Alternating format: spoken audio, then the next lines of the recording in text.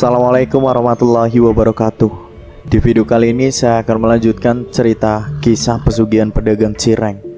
Seperti apa kisah lanjutan ceritanya, langsung saja dan selamat mendengarkan.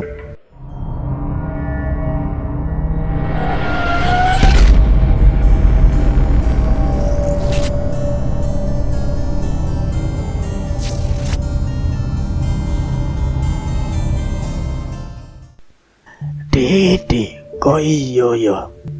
Kowe terjerumus begitu jauh.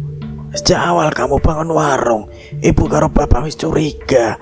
Duit dari mana tiba-tiba ekonomi menggelagak mendadak? Ibu Kinasi berusaha tetap tenang. Sekarang nasi sudah menjadi bubur. Terus kepriye? Kami harus lakukan sesuatu ben setan gundul kuwi mangkat dhewe. Tapi mungkin beberapa hari akan ribut suara anak ayam. Terus sing ritual memedireng kuwi piye? Tanya Bapak Kinasi. Sampai ndak habis pikir lo aku mas. Setelah kue tiduri memedireng laknatiku, kue gak gaya aku. Mana otak kue mas? Mana hati nurani kue? Aku sih masih nifas. Boya minta tunggu sampai bersih masih kue garap dengan beringas. Para Kinasi hilang rasa malu ketika itu. Kamariku apa isine, Di? Mereka lirih terdengar jawaban Maridi. Aku wis kesana, berhubung gelap ndak bisa lihat apa-apa. Pantas jadi kamar terlarang. Lantaran isine demit gundul kui. Maridi sudah pasrah atas hujatan dari Kinasi. Dia sadar dan mengakui dia salah. Sangat wajar kalau Kinasi marah dan kecewa. Sayangnya perjanjian ritual memedireng iku adalah perjanjian maut. Mau bisa berhenti kalau aku mati. Kalau aku tidak melakukan ritual itu maneh, keluargaku yang dalam bahaya. Maridi menghela nafas panjang. Semua orang terkesiap mendengar penuturannya. Aku kudu piye? Negara racun tikus ben modar sekalian kue di. Bentak Kinasi kalap. Pasti ada cara nih, Di. Bapak ada kenalan baik seorang ustadz. Ben bapak coba hubungi dan bincang-bincang sama beliau. Maridi terjerembab dari sofa tempat dia duduk. Badannya menubruk ubin, menimbulkan bunyi brak dan suasana yang gaduh mendadak. Maridi memegangi bagian vitalnya. Mukanya pucat pasi menahan sakit. Kelaminnya seperti diremas kuat-kuat, ditarik dan tersayat-sayat. Jerit Maridi melolong, peluh membanjiri wajah. Noda darah menjejak di celananya. Bapak Kinasi sigap menghubungi ustadz yang dimaksud. Tidak menunggu lama, beliau datang menghampiri Maridi yang berteriak seperti sedang kesurupan. Sang ustadz mendekati tubuh Maridi. Bibirnya komat kamit merapalkan asma Allah Ta'ala. Baru saja hendak menyentuh tubuh Maridi yang meringkuk di lantai, bak ada yang menendang. Ustadz terpelanting menghantam dinding. Tubuh Maridi yang lemas dibopong bapak mertuanya dan Pak Ijo. Meski emosi sedang merajai hati Kinasi, melihat Maridi terkulai lemah, tetap ada rasa hibah menyelinap. Ustadz, tolong lakukan sesuatu. Air matanya terbit, memohon dengan sungguh pada sang ustadz. Lelaki parubaya bernama Sulaiman itu menghela nafas berat. Pinggang kirinya masih ngilu setelah mendarat keras di dinding. Diusap-usap sebentar, mengalihkan rasa sakit. Maridi sudah terlalu jauh melangkah. Tidak sanggup saya sendirian. Nanar pandangan Kinasi seketika. Besok saya kesini dengan beberapa rekan. Tolong jangan biarkan Maridi sendirian. Baca Al-Quran ramai-ramai. Ajak karyawan semua kesini. Beliau berlalu, masih meringis sesekali. Sementara Maridi masih tergolek di atas ranjang. Belum ada tanda-tanda akan siuman. Atas saran Ustadz Sulaiman, semua karyawan, ART, dan beberapa tetangga berkumpul di kediaman Kinasi. Mulai membuka dan membaca Al-Quran dengan lantang. 5 menit semua baik-baik saja. Menit berikutnya muncul suara gaduh dari kamar tertutup atau kamar terlarang. Erengan, menggeram, entah apa. Setiap yang ada terperanjat kaget bukan main. Tidak lama, pintu seperti digedor-gedor dari dalam. Cicit nyaring memekakan telinga. Semua bergidik ngeri menyaksikan hal tersebut. Kinasi sedu sedan, takut juga malu menjadi satu. Ayo kita semakin keraskan suara. Tita Saada. Semakin berisik suara dari kamar tersebut, semakin keras juga bacaan ayat suci dari luar. Gaduh dan heboh sekali. Sekian menit berjalan, hingga tanpa disadari suara itu hilang, lenyap dan hening seperti sebelumnya. Tidak mau berpuas hati, bacaan Al-Quran tetap dilantunkan. Kini Maridi yang siuman, histeris, menjerit-jerit meremas kepala, membentur-benturkan kepalanya ke lantai, memukuli dada dengan keras. Darah mengalir dari hidung, melolong seperti kesakitan parah. Orang-orang yang hadir sebenarnya ngeri. Mereka sama sekali tidak paham apa sebenarnya yang terjadi, namun tetap melanjutkan bacaan Al-Quran meski dengan perasaan was-was. Semakin lama, semakin keras jeritan Maridi. Kinasi hanya memperhatikan dari jauh, iba, tapi juga puas melihat azab yang sedang bekerja. Ini baru dunia, Mas. Bagaimana akhiratnya nanti? Batinnya. Sampai tengah malam, berkali-kali Maridi muntah darah. Darah hitam pekat berhamburan dari mulutnya, seperti gumpalan-gumpalan hati mentah. Serpihannya berserakan di lantai. Kinasi prihatin dan tidak tega, tapi menahan diri untuk tidak mendekat. Dia biarkan Maridi bergumul sendiri dengan rasa sakit yang dia tanggung. Aku pernah merasakan sakit 3 kali ketika janinku ditarik paksa. Darah segar menyembur dari sana, dan kamu tidak pernah berada di dekatku. Kamu tidak merasakan bagaimana aku berjuang mempertahankan napas agar tetap lolos dari kerongkongan. Kamu tidak menyaksikan aku bertempur mengalahkan maut. Kinasi berkata-kata dalam hati. Assalamualaikum. Ada keramaian apa, Bu Ada? Tegur seorang dari pintu, tepat di pukul jam 12. Sugiman yang kebetulan lewat melihat rumah Kinasi sedang ramai. Dia tidak berpikir panjang lagi, langsung menuju tempat yang menarik perhatian tersebut. Gimana? Saada menghampiri ke pintu.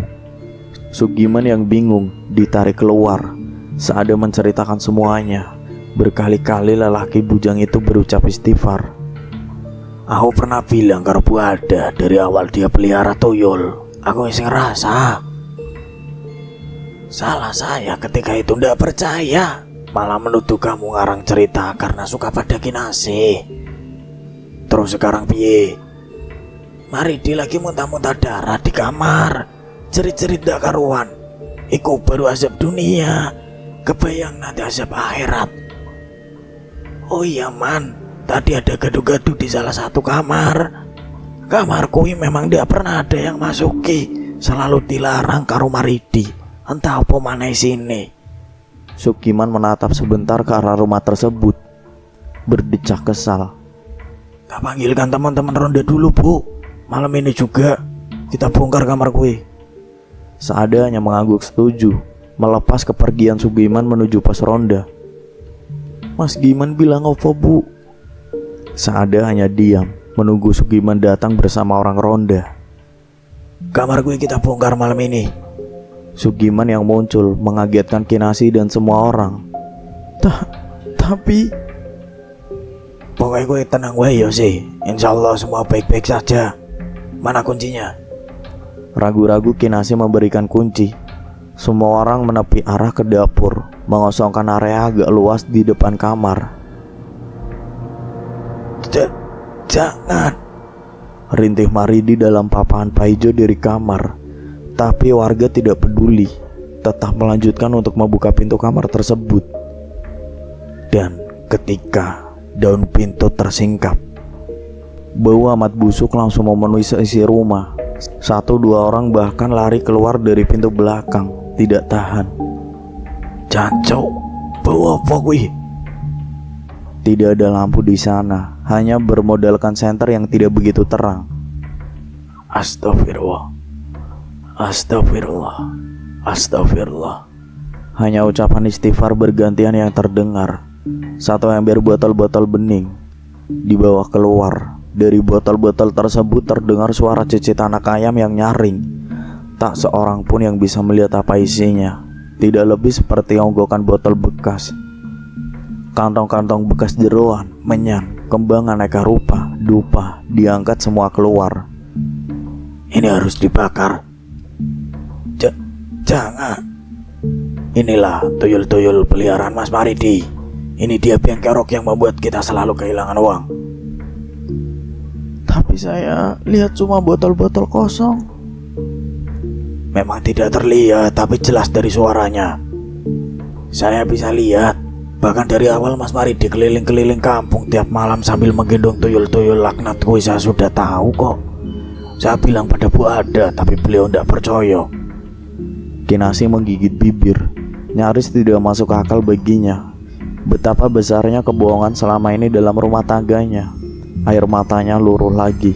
Hatinya sakit sekali.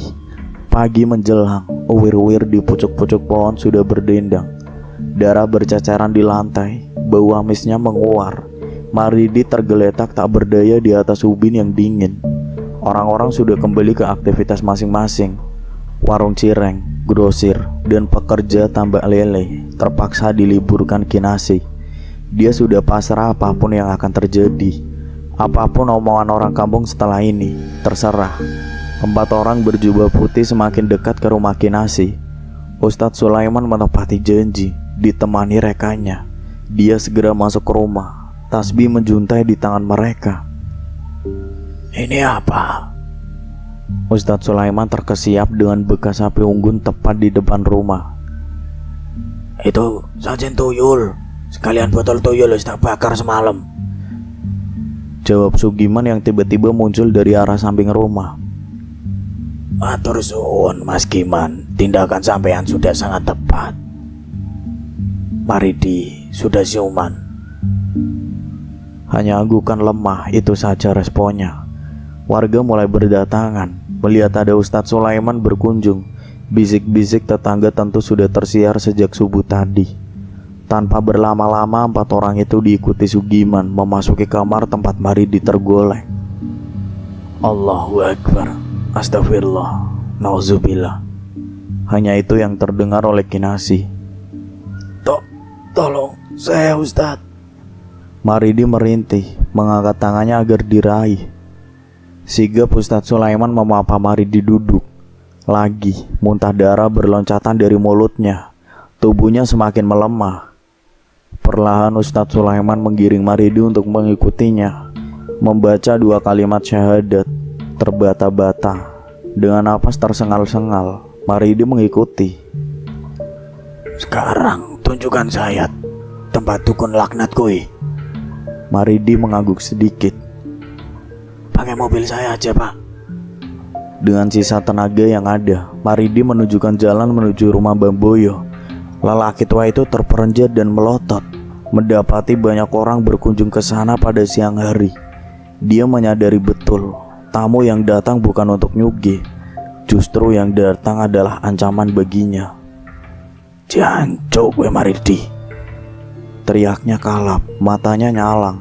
Tiba-tiba Maridi rubuh, kejang-kejang. Wani gue bunuh anak-anakku. Wani gue main-main karo aku. Nyawa dibales nyawa, camkan gue. Seraya mencabut keris panjang yang tadi nyaman di dalam sarung, Bamboyo berteriak sangar. Matanya membeliak, merah dan penuh dendam. Maridi kejang-kejang terus.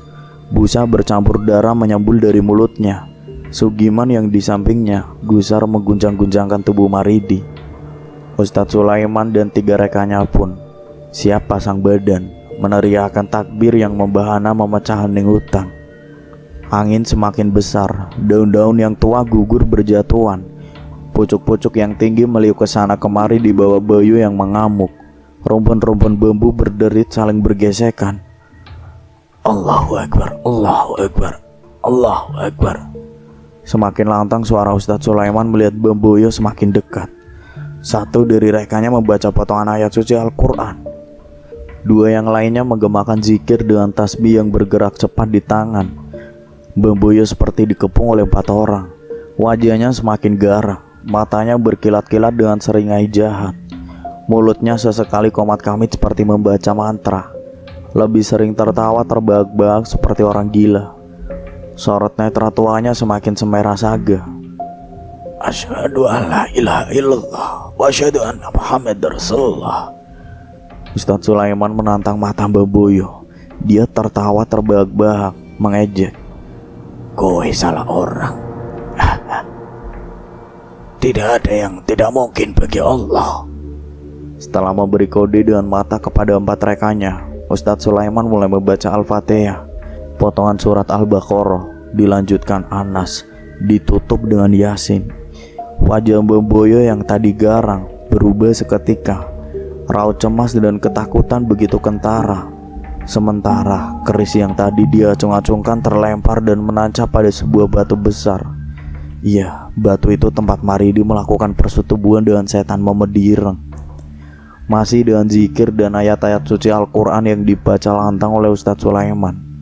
Tidak berselang lama, Mbah Boyo tersungkur memuntahkan darah. Lelaki tua itu mengais-ngais meminta pertolongan. Kelelawar besar-besar terbang bubar dari belakang rumah Mbah Boyo. Kambing mengembek keras. Sapi juga melenguh seperti lolongan panjang.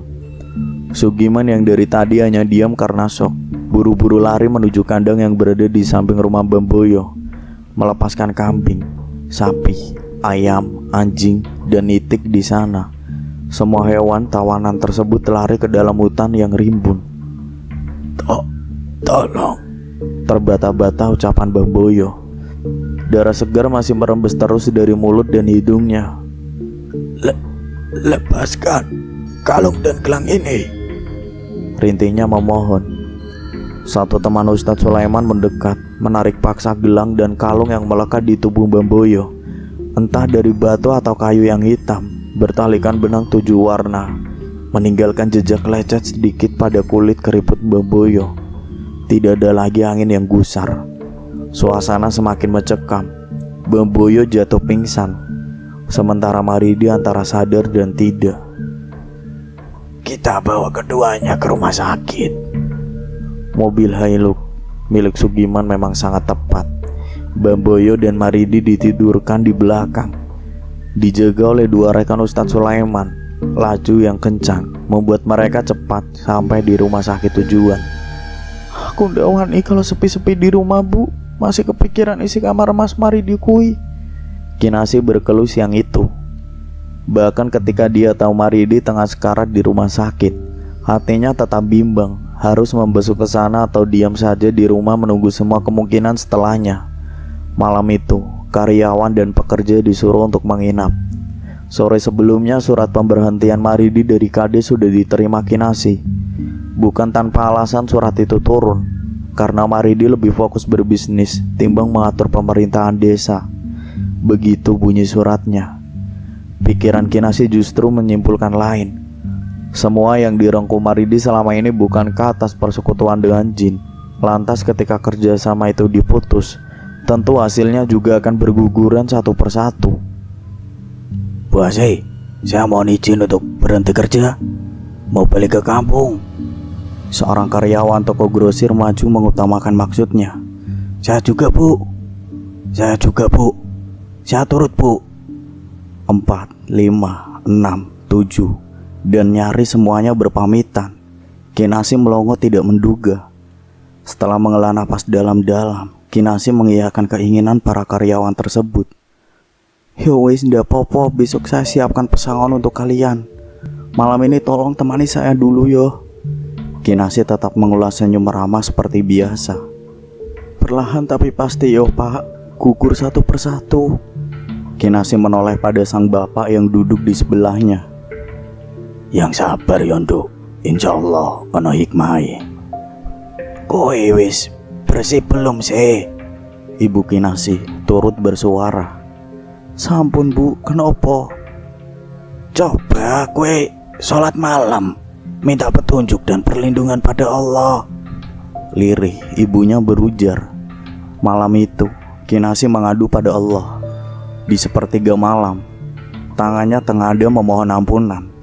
Di atas sajadah lusuh yang menjadi mahar perkawinannya dulu, air mata Kinasi banjir. Doanya tidak banyak, hanya meminta pengampunan untuk suaminya. Meminta petunjuk bagaimana cara untuk kembali ke jalan yang lurus.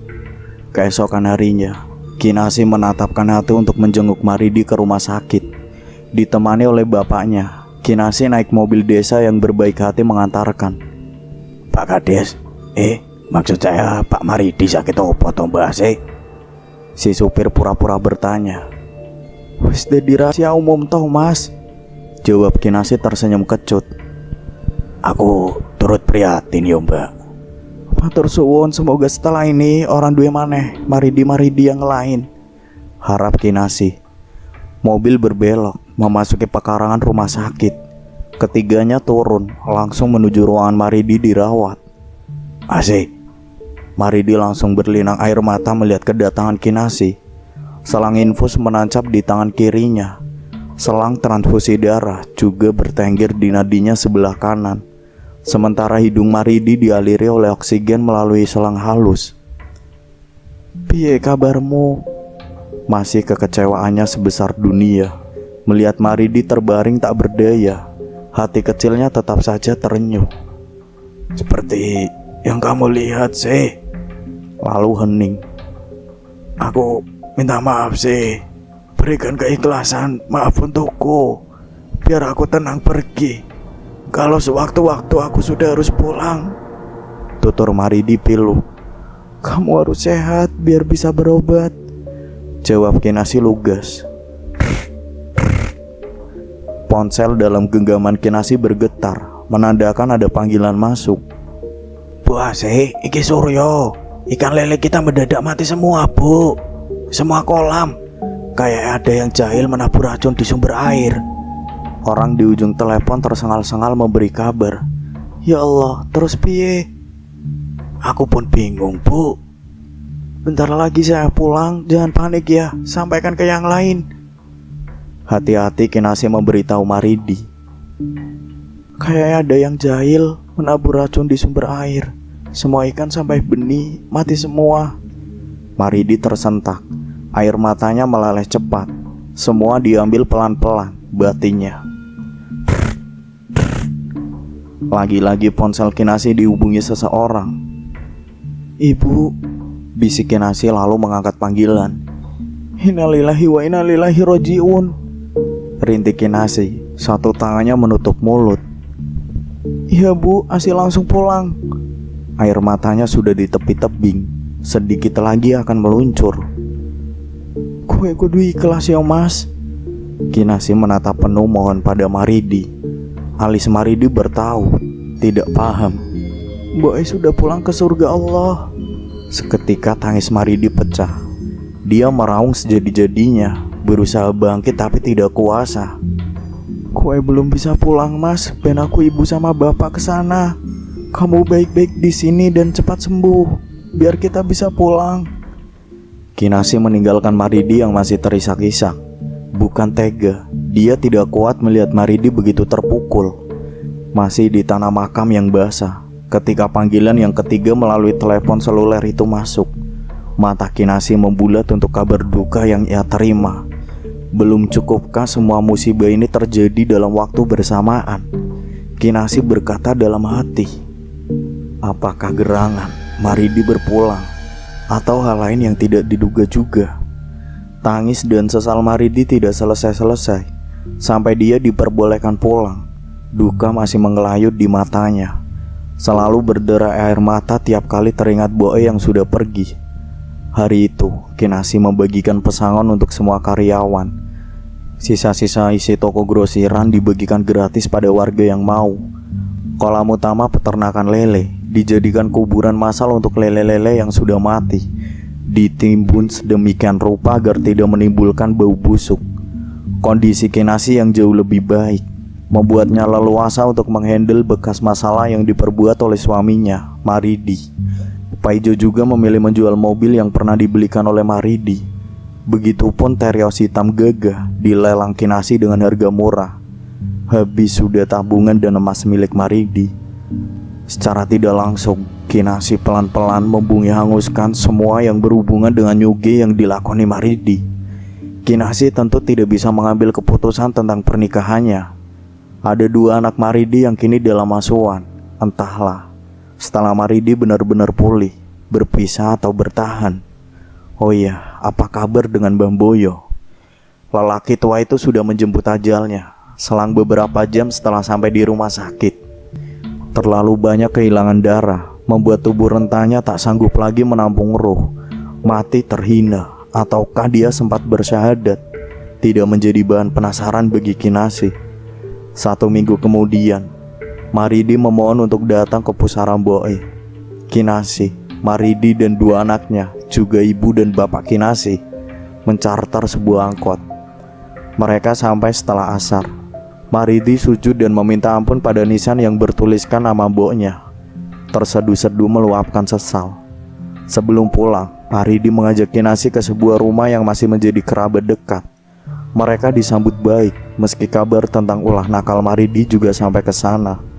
Pintu rumah tetap terbuka lebar bagi pendosa berat seperti Maridi. Maghrib sudah berlalu.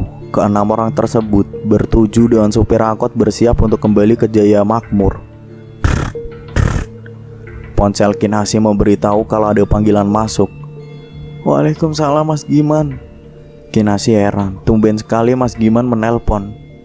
Innalillahi wa innalillahi rojiun. Seketika lututnya lunglai, terduduk begitu saja di tanah. Air matanya membanjiri tak henti-henti. Ase, nopo tonduk? Istighfar sih. Giman bilang opo? Kinasih yang ditanyai hanya diam, membisu. Pandangan matanya kosong, tidak ada sepatah kata pun dia ucapkan. Dipapa oleh bapaknya, Kinasih naik ke angkot. Terseok-seok, kendaraan itu menyusuri jalanan kampung yang berbatu. Semuanya histeris. Kala turun dari angkot, betapa kaget bukan main. Rasanya ingin mengembur ke dalam kerumunan warga. Warung, rumah, dan grosiran milik Maridi ludes di amuk si jago merah. Pemadam kebakaran mondar-mandir berusaha memadamkan api. Tak satu pun benda berharga bisa diselamatkan. Kini tinggal kain yang melekat di badan. Puing-puing bangunan yang menghitam menambah miris hati Maridi. Kinasih berkali-kali pingsan, tidak kuat dengan kenyataan yang ada di depannya saat ini. Maridi hanya bisa pasrah, menangis terisak-isak melihat semuanya sudah sirna. Ini haru di dunia. Bagaimana di akhirat nanti? Azabnya lebih pedih. Sisi hati Maridi bersuara. Hingga subuh, api seolah tak mau benar-benar padam. Kinasih menumpang tidur di rumah warga dengan 2 anak Maridi yang masih kecil-kecil. Sementara Maridi masih betah duduk menangis di bawah pohon jambu, tepat di gerbang masuk ke bekas rumahnya. Rumah megah dengan segala furnitur mahal di dalamnya kini menjadi abu yang mudah diterbangkan angin. Tempat yang dibanggakan, disanjung banyak orang, kini tinggal arang tak berguna. Maridi terpukul, mengutuk dirinya sendiri. Andai aku tidak pernah melakoni pesugihan kue, mungkin boy masih ada. Mungkin rumah kami masih ada meski hanya gubuk reot. Kini semua sudah terlambat. Kinasih yang tidak berdosa ikut-ikutan menanggung akibat kebutuhanku itu. Di, punten, ayo ke rumah saya dulu. Kue belum makan dari kemarin. Pak Ijo berusaha membujuk Maridi agar beranjak dari sana. Rausah, Jo. Bukan ke rumah saya, Di, ke rumah warga. Siapa saja ke rumah saya kue mungkin ragu. Tukas Pak Ijo. Rausah, Jo. Kue duduk di sini juga ndak akan menyelesaikan masalah, Di. Semuanya ndak akan kembali. Istighfar, istighfar, Di. Setengah diseret, akhirnya dia mau beranjak, mengikuti arahan Pak Ijo untuk istirahat dulu. Kue harus pikirkan nasib Kinasih. Dia pingsan berkali-kali dari semalam. Ndak siap melihat semua ini, Di. Kalau kue seperti ini juga, terus siapa yang menguatkan Kinasih? Siapa lagi, Di? Cecar Pak Ijo sepanjang jalan. Kurun waktu seminggu, rumah seadanya dibangun swadaya oleh masyarakat. Rasa marah karena Maridi pernah melakukan pesugihan tentu ada. Tapi rasa kemanusiaan terhadap yang menerima cobaan menggerakkan hati warga untuk gotong royong. Uluran tangan berupa sembako, uang, dan pakaian layak pakai terus berdatangan. Kinasih yang sempat drop karena shock perlahan-lahan juga mulai pulih. Senyum tipisnya sesekali mulai terbentuk. Kita harus bagaimana setelah ini? Suatu malam, Kinasi memulai obrolan. Dua anak Maridi sudah terlelap dalam balutan selimut seadanya. Hati Kinasi teriris melihat dua tubuh mungil meringkuk kedinginan. Belum tahu sih, kita benar-benar mulai dari nol. Nyaris berbisik, Maridi menjawab. Siangnya Ustadz Sulaiman berkunjung, membawa beberapa kantong sembako dan bantuan uang tunai dari pesantren yang dia kelola. Mas Maridi mau ora kerja di pesantren, tapi maaf sebelumnya, memang cuma jadi tukang kebun. Kebetulan tukang kebun yang biasa pamit pulang ke Sumatera. Hati-hati sekali Ustadz Sulaiman bicara. Air muka Maridi berubah cerah. Mau sekali Ustadz. Maridi langsung sujud syukur diberikan pekerjaan oleh Ustadz Sulaiman. Hari-hari baru dilewati Kinasi, meski tertati lagi seperti dulu. Tidak ada apapun di dalam rumahnya, hanya kasur bekas pemberian warga dan beberapa piring yang dibawa dari rumah ibunya. Menghabiskan waktu mengasuh dua anak sambung, sedangkan Maridi berangkat subuh. Kembali menjelang pukul 10. Ingatan masa awal-awal menikah dulu berloncatan lagi dalam benaknya. Mau sampai kapan kita begini? Janji-janji, makan tuh janji. Saben hari lambeku disumpel cireng. Nek. Kalimat-kalimat itu dulu sering kali terucap kala Maridi pulang tidak membawa uang. Aku juga bersalah tidak mensyukuri nikmat Allah ketika itu. Terlalu menuntut agar Mas Maridi pulang dengan segepok uang. Secara tidak langsung, aku turut mengantarkan Mas Maridi memasuki gerbang kelam itu. Sesal Kinasi dalam hatinya. Papa, nanti pulang bawa uang banyak, terus besok kita beli ayam. Boleh ya, Ma? Suara indah kecil mungil tanpa dosa itu membuyarkan lamunan Kinasi. Dipandang lekat wajah bulat anak 5 tahun itu. Tenteram ada di sana. Sejuk sekali ketika mulut mungil itu menyapanya Mama. Doakan Papa ya sayang. Lesat waktu yang tidak bisa ditahan bergulir tanpa jeda. Kinasi menikmati hari-hari sebagai ibu rumah tangga seperti dulu. Mencuci ke sungai, memasak dengan tengku kayu, dan menumbuk padi di lesung. Lelah, tentu saja ya. Tapi kalau dia bunuh segera, agar tidak menjadi insan yang terlontar, memicu kufur nikmat, kemudian menjadi sebab. Maridi yang menghabiskan hari-harinya di lingkungan pesantren, terpapar oleh kebiasaan baik di sana. Ibadahnya semakin baik, rasa syukurnya semakin meningkat. Lalu skenario Allah memberikan ombak dalam biduk yang didayung Kinasi dan Maridi. Subuh itu selesai mengimami Kinasi. Maridi membaca Al-Quran sebentar. Belakangan dia rutin melakukan hal tersebut. Kinasi menuju dapur untuk menanak nasi dan menyiapkan lauk sebagai bekal sarapan sekaligus makan siang untuk Maridi di bawah. Samar-samar masih terdengar lantunan ayat suci Al-Quran. Makin lama semakin hening. Kinasi melongok sebentar. Maridi tidur meringkuk memeluk kitab suci. Ketiduran rupanya, pikir Kinasi. Hingga matahari naik dan bumi sudah benderang, Maridi tidak kunjung bangun. Bekal sudah selesai, baju untuk kerja juga sudah disiapkan, tapi Maridi tak kunjung bangkit. Mas, orang pergi kerja toh? Dilingkupi keheranan, Kinasi menghampiri Maridi. Hanya diam, tubuh dingin dan kaku. Kinasi berlari keluar rumah, memanggil siapa saja, memberitahu bahwa suaminya bergeming ketika diraba. Innalillahi wa inna ilaihi raji'un. Lirih sekali dengan tetes air mata, Bapak Kinasi meluruskan pembaringan laki-laki 40 tahun itu. Tak ada tangis pilu lagi yang muncul, hanya terhenyak, memeluk dua anak kecil yang belum mengerti bahwa bapak mereka telah tiada. Dunia seperti meninggalkan mereka begitu saja. Kenapa secepat ini, Mas? Hanya hati Kinasi yang menjeritkan tanya. Papa, nopora bangun-bangun, mah. Papa turunnya kok lama tenan. Pertanyaan polos dari dua anak kecil itu meluruhkan tangis semua yang melayat. Lagi-lagi Kinasi membiarkan air matanya mengkristal, biarkan jatuh ke dalam. Anak-anak tidak boleh melihat air matanya jatuh. Loh, kok Papa dibungkus? Mama, kok Papa dimasukkan ke dalam lubang? Mereka terus merengek, tapi tidak dijawab oleh Kinasih. Belum menemukan kalimat tepat untuk memberi penjelasan. Hanya dekapan tulus yang Kinasih lancarkan berkali-kali. Aku wis maafkan kowe seikhlas-ikhlasnya mas. Manusia memang tempat salah dan hilaf. Mung doa yang bisa kukirim. Semoga Allah menerimamu di akhirat. Biar aku membesarkan anak-anak dengan sisa daya yang aku punya. Gumam Kinasih pada pusara Maridi. Nyawa dibalas nyawa. Kinasih pernah mendengar bisikan itu. Tidak teringat kapan persisnya. Tidak. Maridi meninggal karena ajal, bukan karena menjadi tumbal. Dia mati terhormat sebagai hamba yang bertobat, bukan mati terhina karena menjadi ahli dosa. Oke, terima kasih buat teman-teman yang udah dengerin dari awal aku cerita sampai sekarang.